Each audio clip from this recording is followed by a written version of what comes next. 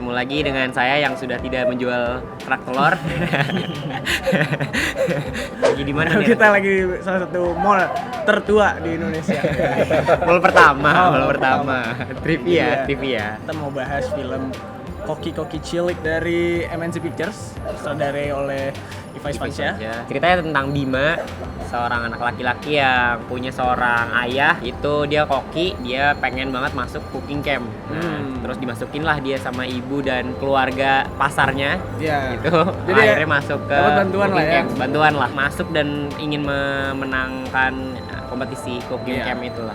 Balik lagi ada film anak yang nggak cuma ngomongin pentingnya Indonesia dan lain-lain gitu ya, tentang Indonesia gitu, tentang budaya, tapi benar-benar dia ngomonginnya spesifik masak. Itu kan menarik gitu, maksudnya anak-anak kecil masak gitu ya, dan di situ di explore gitu karakter-karakternya gitu, berdasarkan motivasinya buat masak dan lain-lain, orang-orang di sekitarnya. Filmnya bukan hanya tentang kompetisi tapi juga tentang pencarian itulah, maksudnya kayak jati dirinya gitu. Sih gitu. Gila. Enggak, anak kecil mau jati diri sih. Jati enggak diri sih. anak kecil. Anak kecil jati diri sih. Semua tokohnya itu punya keunikan masing-masing yang cukup asik buat ditonton gitu, buat anak-anak mungkin terasa asik lagi gitu. Gambar makanannya itu detail banget. Ada beberapa pemeran yang menurut gua kurang gregetan aja gitu actingnya, apalagi tokoh utamanya pas nangis tuh menurut gua kurang natural gitu lah, nangis mulu lagi tokoh utamanya ya. Nangis termasuk mulu, cengeng banget lu. Walaupun di sini pantas aja tahu dibully ya. Ya menurut gue sih lumayan sih, actingnya lumayan lah, maksudnya nggak yang jelek gitu, enggak, tapi emang ya karakter cengeng itu kayak ya kok gini lagi gitu kan. Temennya kan ada 2 tuh cewek, nah salah satunya itu yang dia masuk 5 besar itu, nah itu yang kurang actingnya menurut gue kurang sih, nanggung aja gitu. Iya. Sama apalagi ininya saingan terberatnya Audrey. Ya apa ya? Maksudnya nggak keluar filmnya gitu. emang tentang kompetisi gitu ya, tapi kok kompetisinya kurang berasa gitu. Tapi masakannya berasa sih. Berasa masakannya. Di sono, kalau kita kan nonton, kita nggak bisa ngerasain gitu. Si beberapa karakter yang muncul di situ tuh nggak dieksplor lebih jauh gitu. Mungkin durasi dan lain-lain ya, gue juga nggak tahu gitu. Cuma kok cepet banget gitu. Iya, rasanya cepet banget sih. Gitu. Fasenya dari awal kayak banyak cutting tengah juga. Iya, padahal dikit-dikit maksudnya menarik gila. Melihat kekuatan dan kelebihan sama aja kayaknya sih. Kekuatan dan kelemahan masing-masing tuh kayaknya menarik gitu. Iya, tadi ada peran yang diperankan oleh Aura Kasih ya. Jadi ibunya Audrey Subrata itu menurut gua ada adegan di mana yang terakhir tuh ada bagian-bagian yang terakhir yang kayak ya ampun kok gini ya lah. Diomongin gitu dendam masa lalu. Bukan dendam malah ya. Bukan dendam sebenarnya. Bukan dendam malah kayak aib orang gitu. Ya, itu maksud gue lagi ya. Bagian itu kayaknya terlalu dipaksain gitu. Kalau mau ngomongin aib orang ya di Telegram aja. Maksud gue nggak enak lah caranya gitu, dia ngegambarin udah menang atau gimana dan lain-lain itu dengan cara yang kayak gitu tuh kayaknya kurang gitu. Tokohnya si Morgan Oey sama ini Aura Kasih kok ada film hari ini ya? masuk di sini ya.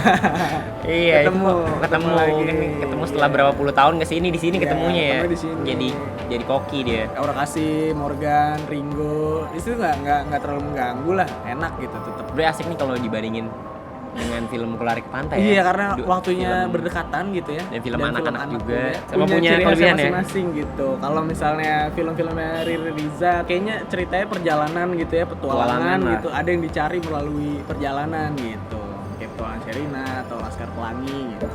Tapi kalau Sekolah Rimba ya, juga. Sekolah Rimba gitu. Kalau si Iva ini emang dia kayaknya lebih mengeksplor film-film anak-anak kalau misalnya dia ditempatin di situasi yang sulit, kayak Garuda di Dadaku gitu kan.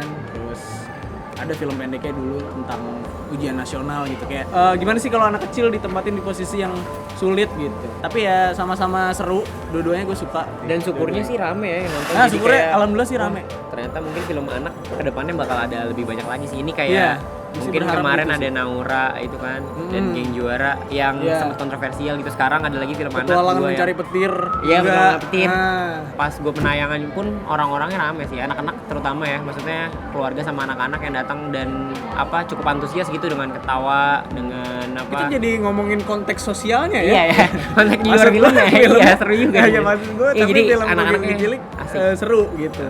Soalnya di bioskop tuh banyak anak-anak yang pas nonton tuh kayak bertanya-tanya sama orang tuanya atau bahkan dia Ini antusias apa berdiri ini sama gitu ini ya, ini nggak jadi ya gitu. Ada suara-suara gitu, seperti itu. maksudnya kalau misalnya gue masih 10 tahun gitu ya, belum dibebani tanggung jawab hidup gitu. Ya. Masih gue kayaknya seru aja gitu, nggak ada jeleknya lah. Yang paling seru sih adegan kalau menurut gue Oh iya, kambing ya ngomongin sih, kambing. yang Nah, anak-anak. makanya kalau belum nonton semiotikanya apa tuh? wah, kambing di situ tuh menurut gue maksudnya dia punya gimmick-gimmick kayak kambing gitu. Gue paling suka adegan yang ini, yang dia mentransfer kebahagiaan ya. Oh, tenaga dalam. Pokoknya Ya. tenaga gitu. Harus bahagia terus kayak teriak terus ntar dia bahagia tiba-tiba. Itu kan nggak mungkin, tapi kayak ya mungkin kali ya anak-anak gitu. Adegan masaknya bagus. Setiap adegan Iya, masaknya. setiap masak gue suka dia. Walaupun kelihatan nih kayaknya anaknya emang nggak masak deh. tapi masakannya enak gitu. Siapa tahu ternyata bisa. Oh, iya, gitu betul. juga. Tapi maksudnya digambarinnya dia motong-motong jago bisa gitu ya. Believable lah. Soal Acting anak-anaknya juga Wah, kocak gue sih paling ininya. suka karakter-karakter gengnya Bima gitu. Maksudnya si yang pakai kacamata sih gue suka sih, anak kecil. Iya, nggak kacamata, terus yang cewek bacot banget ada. Iya. Masa anak kecil yoga, maksud gue Iya. ya lah. Saya mau menangkap konteks sosial hari ini gitu. Iya, skornya gue sih 7. 7. Kenapa tuh? 7 aja bagus. Oh, iya. 7 nggak bagus. Nggak bagus. Iya, gue setuju. Gue juga setuju. Gue kalau gue sih menikmati lah filmnya gitu. Sama kayak chef-chef di situ menikmati masakannya gitu ya, dan ibu-ibu. Gue sih nggak mau bandingin sama Kuladi ke Pantai karena memang beda filmnya. Tapi secara penceritaan asik dua-duanya. Seru. Sebelum menuju akhir dari episode ini, gue mau ngasih tahu kalau Cinecrip bakal ada video Q&A. Jadi untuk kalian yang mau tanya-tanya di komen aja gitu. Sekarang ini volume berapa ya? Pokoknya lihat aja Iya. di sini ya. Betul. Ada volumenya. Tanya aja yang baik, yang nggak baik boleh. Iya, yang absurd, mau nanya yang tentang hostnya boleh, mau nanya tentang filmnya terutama. gimana sih kalau review film gitu. Sampai ketemu lagi di film-film anak berikutnya. Apalagi filman.